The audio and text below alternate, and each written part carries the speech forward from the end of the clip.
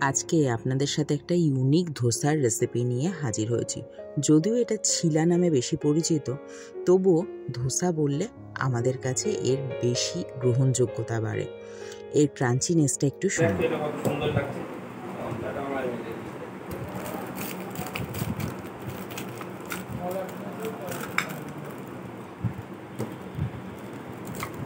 শুনলেন তো, বুঝতেও পারলেন, এমনি এমনি বলিনি, কিন্তু এটা সুপার ক্রাঞ্চি।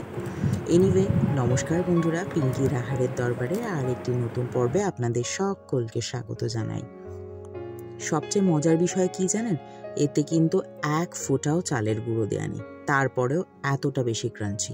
কিভাবে সেটাই না হয় শেয়ার করি। আমি কিছুটা পরিমাণ মুগ কড়াই আগের দিন ভিজিয়ে রেখেছি। আচ্ছা, বলি এখানে কতটা।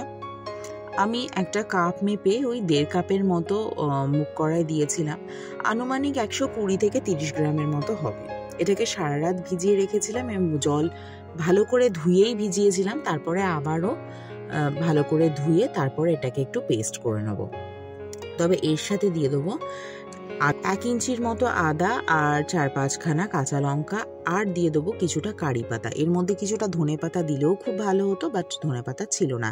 দিয়ে দিলাম স্বাদ অনুযায়ী নুন। যেটুকু নুন এখন দিলেও দিতে পারেন, পরবর্তীতেও অ্যাড করতে পারেন, সেটা আমি দিয়ে দিলাম, পাছে ভুলে যাই বা রেকর্ড করতে ভুলে যাই, অনেক কিছু হয় তো।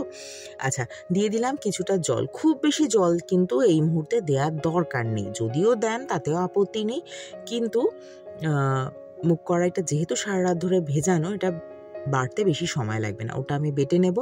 অন্যদিকে একটা নারকেল ছাড়া বাদামের চাটনি বানিয়ে নিই। এর জন্য কড়াইতে দিয়ে দিলাম 10 ml এর মতো তেল। তার মধ্যে দিয়ে দেবো 1 মুঠোর মতো ছোলার ডাল আর লঙ্কা, শুকনো লঙ্কা।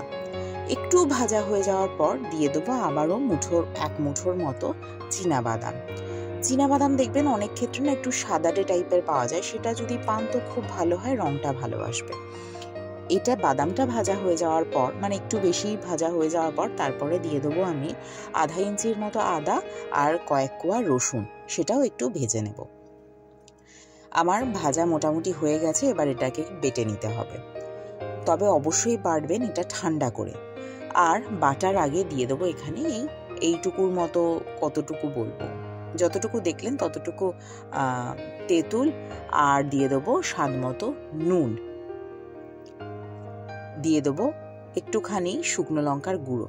যেহেতু 2টো লঙ্কা দিয়েছি সেই বুঝে দিলাম, আপনারাও সেই মতনই দেবেন, রংটা যাতে ভালো আসে সেই জন্য দিয়ে দিলাম কাশ্মীরি লাল লঙ্কার গুঁড়ো আর কিছুটা চিনি। চিনিটাও অবশ্যই আপনারা আপনাদের স্বাদ মতো দেবেন, যেহেতু তেঁতুল রয়েছে সেই জন্য। আর এখানে আমি অল্প জল দিয়ে বাড়ছি ঠিকই, কিন্তু এখানে অনেকটাই জল লাগে, মানে এই রকম একটা টেক্সচার আসতে কিন্তু বেশ কিছুটা জল অ্যাড করতে হবে। আপনারা বুঝে শুনে জল দেবেন। দাঁড়ান একবার টেক্সচারটা দেখাই, দেখতে পাচ্ছেন? একটু ফ্ল্যাশ লাইটটা জ্বালি। হ্যাঁ, এবারে দেখুন খুব মিহি করে কিন্তু পেস্ট করেছি, তার জন্য যতটা জল প্রয়োজন হয় ততটা জলই দেবেন। এটাকে আবার একটু ফোড়ন দিতে হবে। কড়াইতে দিয়ে দিলাম আমি একটুখানি তেল, এখানে সাদা তেলই দিয়েছি, সর্ষের তেলই দিয়েছি। তার মধ্যে দিয়ে দেবো আমি ফোড়নের জন্য সর্ষে আর কারি পাতা। আগে কারি পাতাটা দিয়ে দিলাম, তারপরে সর্ষে দিলাম, দিয়ে এবারে একটুখানি ফোড়নটা ভেজে নিয়ে তার মধ্যে ওটাকে ঢেলে দেবো। এক্ষেত্রে একটা কথা বলি, এই বাদামের এই চাটনিটাতে কিন্তু বেশ কিছুটা জল লাগে, পরবর্তীতে বেশ কিছুটা ঘন হয়ে যায়, তো সেই কথা চিন্তা করে কিন্তু জল দেবেন। এই হয়তো দেখে মনে হতে পারে বেশ পাতলা হয়ে গেছে, কিন্তু না, যেহেতু বাদাম রয়েছে সেই কারণে অনেকটা টেনে আসে। এবার ভালো করে ফুটিয়ে নেব। ফুটিয়ে নিলেই কিন্তু আমার চাটনি রেডি, বা বাদামের চাটনি রেডি। তবে শেষ করার আগে একটা ফিনিশিং টাচ, সেটা হলো এই সাম্বার মশলা। এটা কিন্তু অবশ্যই দেবেন। এটা দিলে টেস্টটা যে কোন লেভেলে পৌঁছায় সে না খেলে বিশ্বাস করবেন না। যাই হোক, টেক্সচারটা একটু পাতলা পাতলা মনে হচ্ছে। যদি আপনাদের একটু বেশি পাতলা মনে হয় তাহলে একটু ফুটিয়ে নেবেন, তবে বিশ্বাস রাখুন যেহেতু বাদাম সে কারণে অনেকটা টেনে আসে। মানে এরকম আমার সাথে বহুবার হয়েছে, আমি বাদামের চাটনি বানিয়েছি, পারফেক্ট টেক্সচারে নামিয়েছি, পরবর্তীকালে দেখি আবার আমাকে গরম জল দিতে হয়েছে। যাই হোক, এটা আমার রেডি। এবার চলে আসি অন্য আর একটা প্রস্তুতিতে। আজকের ভিডিওটা একটু লম্বা হতে চলেছে, কিন্তু আপনারা একটু ধৈর্য ধরে দেখবেন, অনেক কিছু কিন্তু শেয়ার করেছি। দিয়ে দিলাম কিছুটা রিফাইন্ড অয়েল, কিছুটা মানে এখানে 15 থেকে 20 ml এর মতো হবে। তার মধ্যে দিয়ে দেবো কিছুটা সর্ষে মানে আধা চা চামচের মতো সর্ষে, আর এক মুঠোর মতো কারি পাতা দিয়ে দেবো। এখানে আমি দুটো ছোট সাইজের পেঁয়াজ, যেটাকে এরকমভাবে চপ করেছি। একেবারে ফাইনলি চপ করার দরকার নেই, আপনারা যদি আরেকটু বড় রাখতে চান তাহলেও হবে।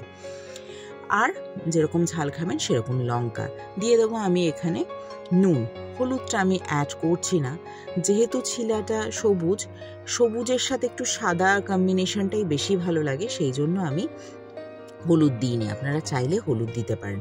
আর আগে থেকে 4টে মিডিয়াম সাইজের মতো আলু, যেটাকে আমি সেদ্ধ করে রেখেছিলাম, সেটা হাত দিয়ে স্ম্যাশ করে দিয়ে দিলাম। কাটাকাটির দরকার নেই, জাস্ট এরকমভাবে স্ম্যাশ করলেই হয়ে যাবে। রান্নাটা এই পুরটা আমার মোটামুটি রেডি শেষ করার আগে দিয়ে দিলাম একটু সাম্বার মশলা। এখানে আমি ওই 1 চা চামচের মতো কি তার থেকে একটু বেশি সাম্বার মশলা দিয়েছি। আমার এর গন্ধ বলুন বা টেস্ট বলুন, দুটোই খুব ভাল লাগে। কাঁচা লঙ্কা যদি বেশি দেন তাহলে আর পরে এই শুকনো লঙ্কাটা অ্যাড করতে হয় না, কিন্তু আমার মনে হলো কাঁচা লঙ্কায় ঝালটা হবে না, তাই একটু শুকনো লঙ্কা অ্যাড করলাম। আচ্ছা, এদিকে টেক্সচারটা দেখাই। ওই যে মুগ কড়াই যেটা আমি বেটে রেখেছিলাম, সেটা এইরকম একটা টেক্সচার এসেছে। যদিও এতে আমি কিছুটা জল অ্যাড করব। এই যে পরিমাণ জল অ্যাড করেছিলাম, পরবর্তীতে কিন্তু আরেকটু জল অ্যাড করেছি, সেটা এনিহাও শ্যুট করিনি।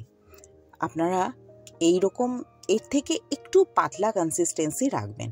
এরকমও যদি রাখেন তাহলেও অসুবিধা নেই, কিন্তু এর থেকে হালকা আর অল্প একটু মানে আধা কাপের মতো জল অ্যাড করলেই যথেষ্ট। প্রথমে চাটুটাকে রেডি করতে হবে। তার জন্য চাটুটাকে ভালো করে গরম করে তার মধ্যে একটু জল স্প্রিঙ্কল করে জলটা মুছে নিতে হবে। এইটা কিন্তু খুব জরুরি। চাটুটা গরম হওয়াও যেরকম জরুরি, ঠিক সেরকমভাবে ঠান্ডা হওয়াও জরুরি। দেখুন, একটু পাতলা করেছিলাম দেখে এরকম সুন্দরভাবে স্প্রেড করা যাবে। তবে একটা কথা বলি, এটাতে যেহেতু ফাইবার রয়েছে, মানে যেহেতু চোকলাটাও রয়েছে, এতে লটস অফ ফাইবার ভরা, সেই জন্য খুব বেশি পাতলা কিন্তু হবে না। উপরের সারফেসটা যখন ড্রাই হয়ে যাবে তখন একটুখানি তেল মানে সাদা তেল ছড়িয়ে দেবেন। তারপরে এদিক ওদিক ঘুরিয়ে, খুব বেশি ঘোরানোর দরকার পড়ে না, এটা ভীষণ তাড়াতাড়ি হয়ে যায়, খুব বেশি সময় কিন্তু লাগে না। তবে এক্ষেত্রে একটা কথা বলি, এই সময় ফ্লেমটা মানে প্রথমে চাটুটাকে যখন গরম করলাম, যখন ব্যাটারটা অ্যাড করলাম তখন কিন্তু আমি মানে ফ্লেমটা একেবারে কমিয়ে দিয়েছিলাম। এই সময় কিন্তু দেখে বুঝতে পারছেন medium to high, low to মিডিয়ামে রয়েছে। একটু উল্টে দিলাম, দেখলেন স্মুথলি উঠে আসলো। এই সময় যদি একটু বেশিক্ষণ রেখে দেন, এই সময় ফ্লেমটা যদি বাড়িয়ে দেন তাহলে কোনো অসুবিধা নেই। ফ্লেমটা বাড়িয়ে দিয়ে একটুখানি রেখে দিলেই সুপার ক্রিস্পি হয়ে যাবে।